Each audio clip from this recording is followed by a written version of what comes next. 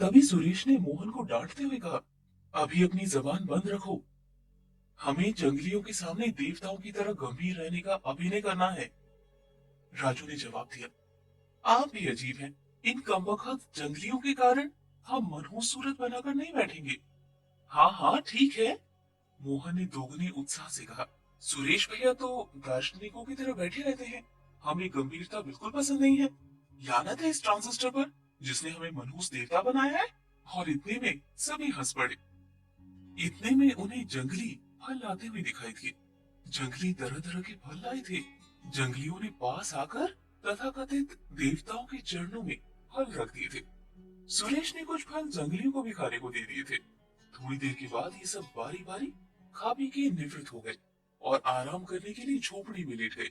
जंगली लोग झोपड़ी के बाहर खड़े होकर पहरा देने लगे। सभी बालकों को सोते हुए काफी देर हो गई थी। इसी समय जंगली कबीले के सरदार संगीत के देवताओं के आने की खबर सुनकर एक बड़ी नाव में अपने आदमियों के लिए ताम झाम के साथ आ पहुंचे थे।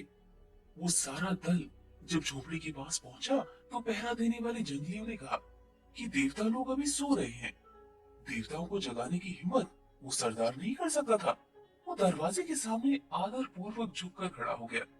सब जंगलियों ने भी ऐसा ही किया। काफी देर के बाद सुनीता की नींद खुली। उसने अपने साथियों को जगा दिया। सुरेश ने ट्रांजिस्टर को फिर से चला दिया। ट्रांजिस्टर से बजते हुए संगीत को सुनकर सरदार और द्वीप से आए अन्य जंगली आश्चर्यचकित रह गए थे।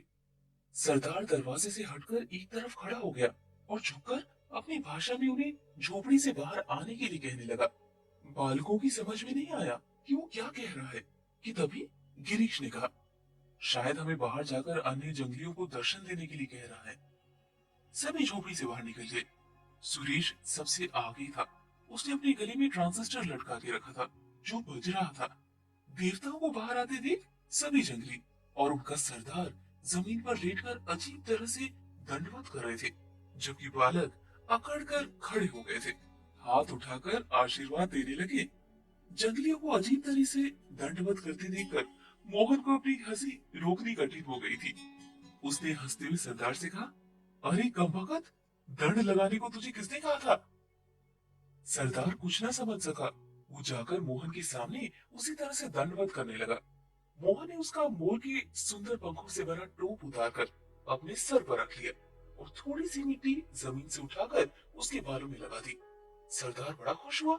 उसने समझा देवता मुझ पर कृपालु हो गए हैं। अब जंगली सरदार ने बार बार अपने द्वीप की ओर इशारा करके वहां चलने का संकेत किया। बालकों ने उसका संकेत समझ लिया और अब जरूरी सामान लेकर जंगलियों के साथ उसके द्वीप की ओर चल पड़े। कुछ देर के बाद वो लोग जंगलियों के द्वीप में थे। उन्हें ओझा की एक झोपड़ी में ठहराया गया था। ओझा न जाने क्यों चकित होकर उनकी ओर गौर से देखता रहा। अगले दिन सभी अपनी झोपड़ी में बैठे बातें कर रहे थे। सुनीता ने कहा, हम कबीले वालों को कब तक धोखा देते रहेंगे? अगर हमारी पोल खुल गई तो न जाने क्या होगा। इस पर चिंतित होकर गिरीश बोला, ये ओझा भी हमें बड़ा घूर घूर कर देखता है। कहीं उससे हम पर शक तो नहीं हो गया? उसकी शक्ल भी जंगलियों से नहीं मिलती। शायद यहाँ का निवासी नहीं है। देवेंद्र ने अपना विचार प्रकट किया। तभी दरवाजा खुला और ओझा ने एकदम अंदर आते हुए कहा, हाँ, तुम्हारा विचार ठीक है।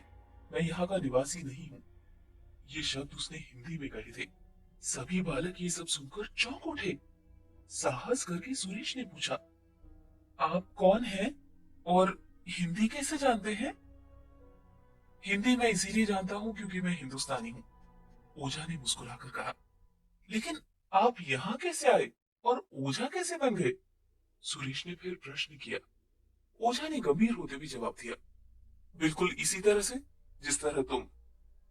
लेकिन आप हमें यहाँ आने की अपनी पूरी कहानी सुनाइए, मोहन ने कहा। अच्छा, तो मेरी कहानी सुनो, कहकर ओझा ने अपनी कहानी शुरू की। मैं तुम्हारे ही समान भारत में रहता था। मेरा नाम राम था। आज से 3 साल पहले मैं इंडियन एयरलाइंस की जहाज का पायलट था। एक बार मुझे भारत के 5 बड़े व्यापारियों को मिस्र पहुंचाने का काम सौंपा गया था। लेकिन इस द्वीप के ऊपर से गुजरते समय हमारा यान दुर्घटनाग्रस्त हो गया था। ये 5 व्यापारी और मेरे साथी उस दुर्घटना में मारे गए। मैं किसी तरह से बच गया था क्योंकि मैं पैराशूट से कूद गया था।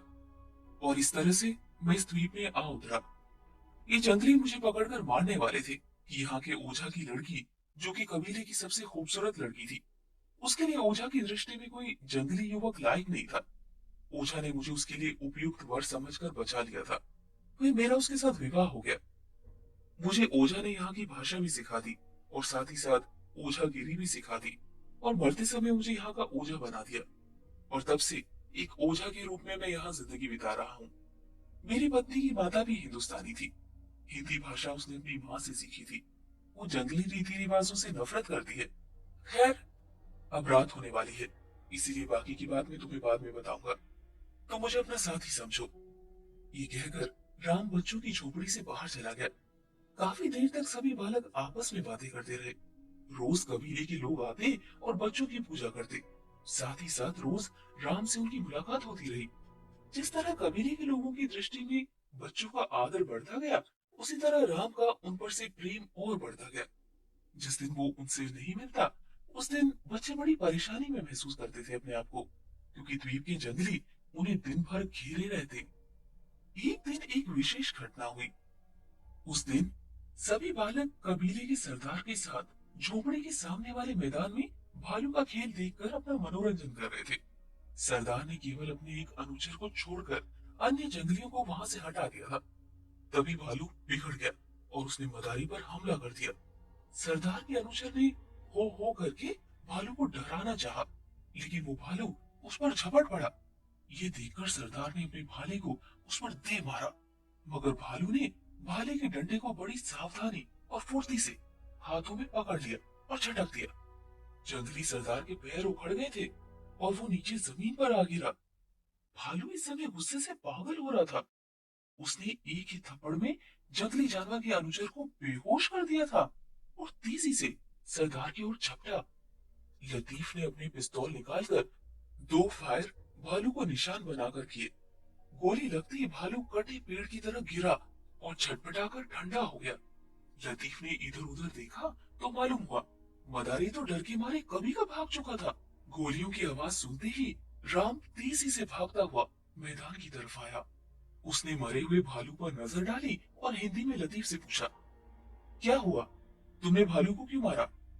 लतीफ ने सारी घटना उसे सुना दी। कबीले का सरदार बड़ी उलझन में पड़ गया था।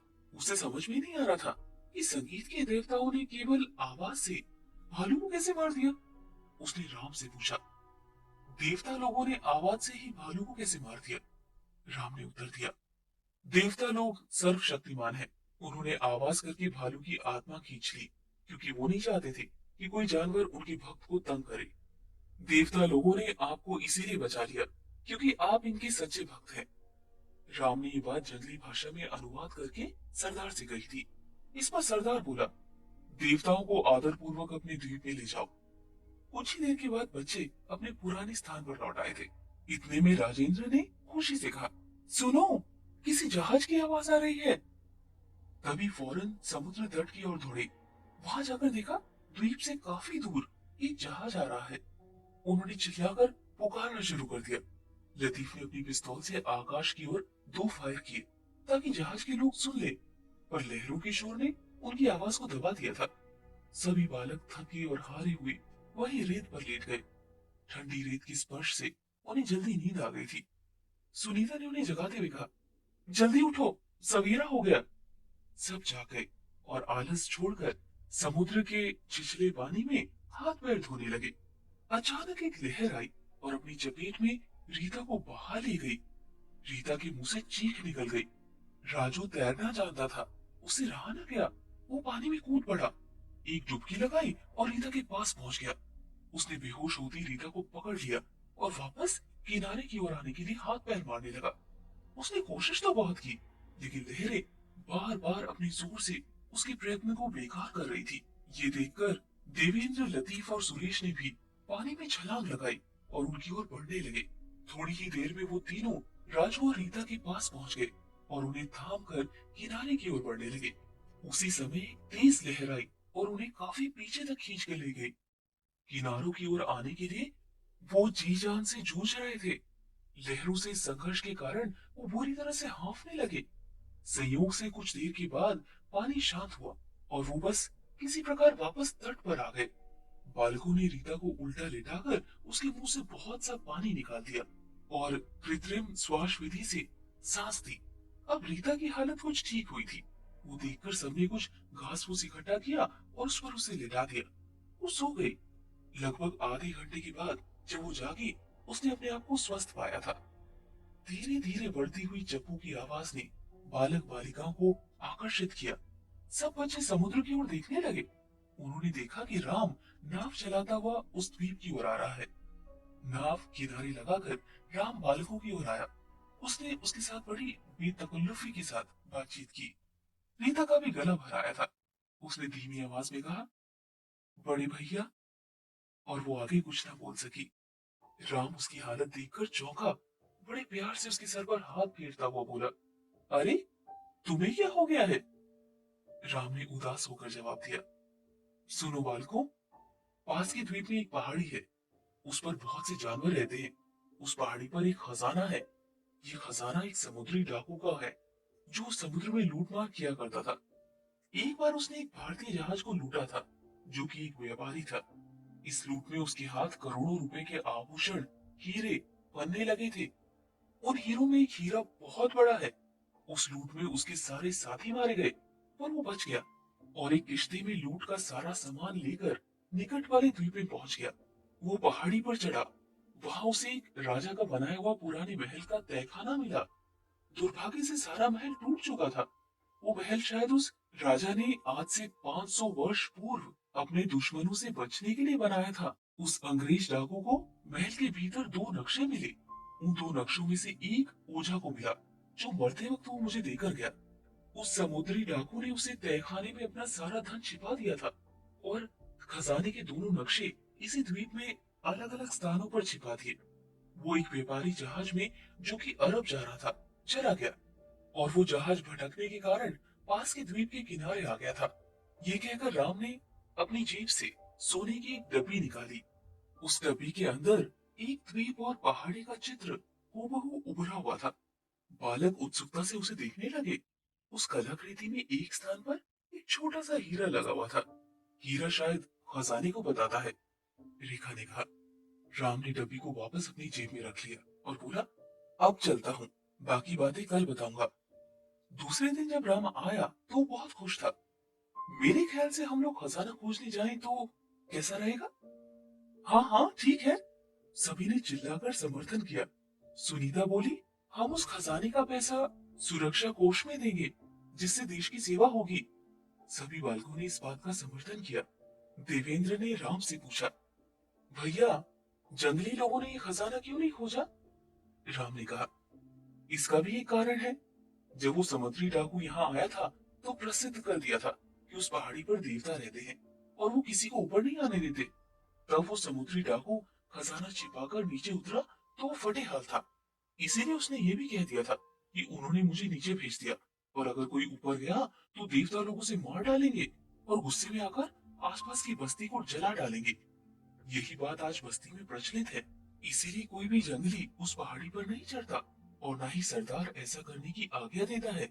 देवेंद्र ने प्रश्न किया, जंगली सरदार ने हमें पहाड़ी पर जाने के लिए मना कर दिया तो? हम पीछे से चढ़ेंगे, उधर से चढ़ना सरल है, राम ने उत्तर दिया। लेकिन एक बात है, हमें हथियारों की बहुत जरूरत होगी। उस द्वीप में बहुत से जानवर हैं। तुम लोगों के पास क्या क्या है? हमारे पास तो बस भाले और छुरियां हैं, रेखा ने जल्दी से जवाब दिया। अरे, सुरेश ने कहा, लतीफ और देवेंद्र के पास पिस्तौलें भी तो हैं। ये सुनकर लतीफ और देवेंद्र ने अपनी पिस्तौलें राम के आगे रख दी। राम ने लतीफ की पिस्तौल लेकर अपने कपड़ों में छिपा ली। अरे भैया, तुमने तो मुझे निहत्था कर दिया, लतीफ ने कहा। तुम इसी लायक हो, राम ने फब्ती कसी। लतीफ ने अपने भाले और छुरी संभालते हुए कहा, अब मुझे सिर्फ भाले और छुरी से ही संतोष करना पड़ेगा। मैं तुम्हें जंगलियों के पास से जहर बुझे तीर ला दूंगा, राम ने सब बालकों से कहा। अच्छा, तो हम 5 दिन के बाद खजाने की खोज में चलेंगे। अब मैं चलता हूँ। राम के जाने के बाद बालक अपने देश और परिवार के बारे में बातें करने लगे। कुछ साथी फल खाने के लिए पेड़ों पर चढ़ गए। सुरेश, देवेंद्र व लतीफ आपस में बातें करते हुए नीचे टहल रहे थे। उन्हें अभी भूख नहीं थी। उसी समय राजेंद्र की चीख सबको सुनाई दी। सुरेंद्र, देवेंद्र और लतीफ दौड़कर उस पेड़ के नीचे पहुंचे कि तभी खड़ खड़ खड़ खड़ की आवाज आई और धम से राजेंद्र सुरेश के ऊपर आ गिरा। सुरेश ने लतीफ और देवेंद्र का सहारा लिया और तीनों जमीन पर जा गिरे। ऊपर से गिरने पर राजेंद्र को अधिक चोट तो नहीं आई, लेकिन डर की वजह से वो बेहोश हो गया। सभी होश में लाने के लिए कोशिश करने लगे। मोहन ने द्वीप में बहते नाले का पानी लाकर राजेंद्र के मुंह पर छिड़का। सुरेश एक नारियल तोड़कर लाया। उसने नारियल को दो छोटी सीलों के बीच में रखकर दबाया तो थोड़ा सा तेल निकल कर आया। इस तेल से सुरेश राजेंद्र के हाथ पैर मलने लगा। सबने राजेंद्र को झोपड़ी में लाकर सुला दिया। शाम हो रही थी। सारा आसमान लाल हो गया था। हल्के धानी रंग के लिबास में धरती गहरे हरे वृक्षों के कारण बड़ी सुंदर लग रही थी। पेड़ों पर पक्षी मीठे स्वर में बोल रहे थे। उसी समय राम आया। रेखा ने उसे देखकर कहा, आपका चेहरा पीला क्यों पड़ रहा है? राम ने घबराई आवाज में कहा, पास के द्वीप में जहाँ खजाना है, 6 अंग्रेज शिकारी आए हैं। मुझे शक है वो खजाने की भी खोज में आए हैं, इसीलिए हम कल सवेरे यहाँ से चल देंगे। हाँ हाँ ठीक है, सबने समर्थन किया। जब राम को राजेंद्र की बेहोशी का पता चला, उसने कहा, इसे गिरे काफी देर हो गई है, इसीलिए बेहोशी तो उतर गई है। ये सो रहा है, इसे सोने दो, जगाना मत। उसके सर पर प्रेम से हाथ फेर कर अपने द्वीप की ओर चल दिया। दूसरे दिन सवेरे से सब जल्दी उठ गए। राजेंद्र अब ठीक था, लेकिन वो कुछ थकावट महसूस कर रहा था। अरे यार, तू तो बड़ा सिकंदर निकला, मरते मरते बच गया। अगर मैं गिरता तो मैं तो अब तक यमराज के दरवाजे पर हाजिरी दे चुका होता। मोहन ने राजेंद्र की उदासी खत्म करने के लिए मुस्कुराते हुए कहा, मैंने अमर फल खाया है, मैं कभी नहीं मरने वाला। राजेंद्र ने उदासी छोड़कर हंसते हुए कहा, अरे राम भैया आ रहे हैं। रेखा बोली। सब उठकर तट की ओर भागे। सबने देखा राम जहर बुझे तीर और कमान लेकर आ रहा है। थोड़ी देर बाद राम बालकों के पास आ गया। उसने कहा, बच्चों चलो, किनारे पर हमारी 2 नावें खड़ी हैं। सबने जल्दी जल्दी अपना सामान नावों पर रखा और बालकों के पास काफी संख्या में जहर बुझे तीर, 2 छुरियां और भाले थे। राम और सुरेश के पास एक एक पिस्तौल थी। थोड़ी देर के बाद सब बालक नाव में बैठ गए। तेजी से बढ़ रहे थे आगे। ऐसा लगा मानो कोई छोटी सेना किसी बड़े अभियान के लिए जा रही हो। बालक आपस में हंसी मजाक कर रहे थे।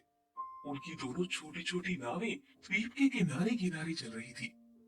नावें जरा तेजी से चलाओ, राम ने आदेश दिया। बच्चों ने नावों की रफ्तार कुछ तेज कर दी।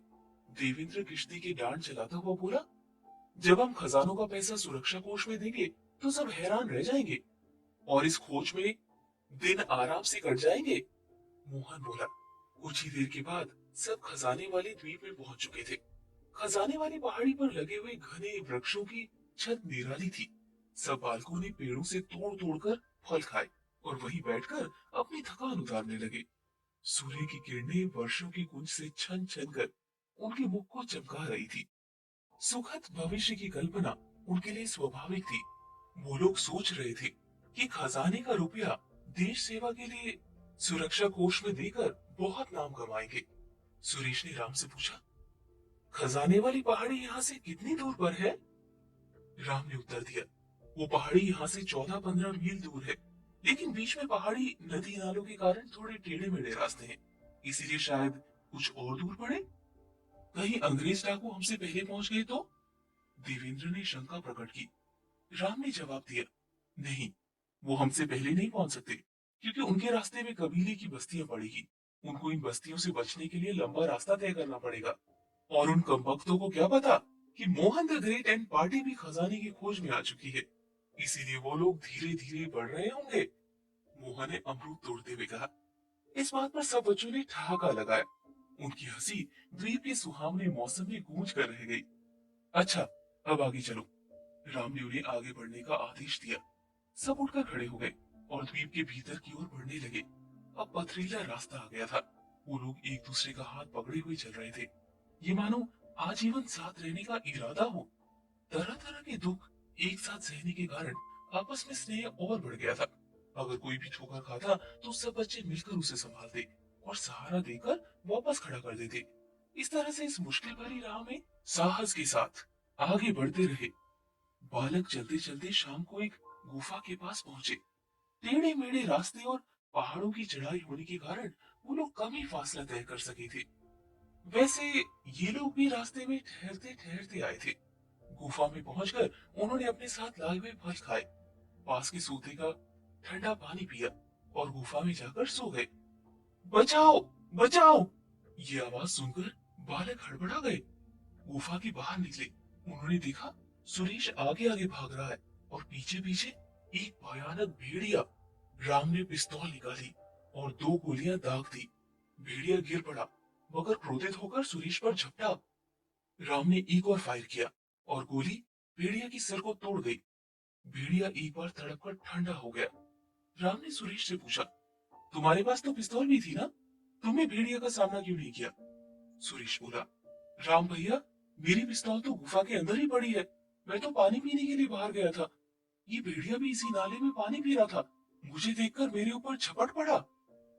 बड़ी मुसीबतों से भरी राह है और अब शायद उन अंग्रेज डाकुओं से भी मुकाबला हो।